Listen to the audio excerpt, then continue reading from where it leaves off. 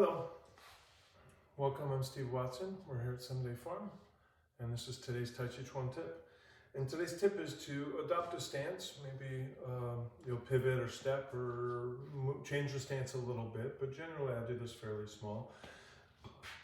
And the idea is for me to practice my Tàijíquán, my drill, my form, whatever it might be, but I usually do it with form, and practice the form using the joints of the body, feeling the legs, feeling the tissues, feeling the intent, feeling the consciousness suffuse the body, and go through the moves of the form, but very small. So like, for example, rather than this, which is not only large, but it's a large frame, is to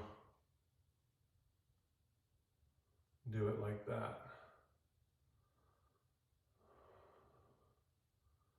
So that is the same move, as this sort of grand motion. So I'm engaging the same elements of the body, but different amplitudes, maybe different altitudes. And here's the challenge of this, generally when we get smaller, we tend to get tighter. We tend to sort of micromanage the smallness, and we arrive with a fair amount of muscular tension, maybe even mental tension to keep things small. And of course, then we're kind of violating one of the promises of Tàijíquán.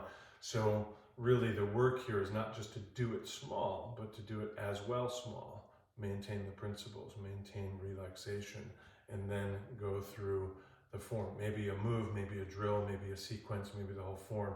But generally I'll do this without a whole lot of stepping. That tends to make me feel larger, but you could certainly do it another way and even try it seated. Enjoy that. And remember, sometimes the very smallest part of your Tàijíquán is the seed of somebody else's Tàijíquán when you pass the art on. So thanks for passing it on.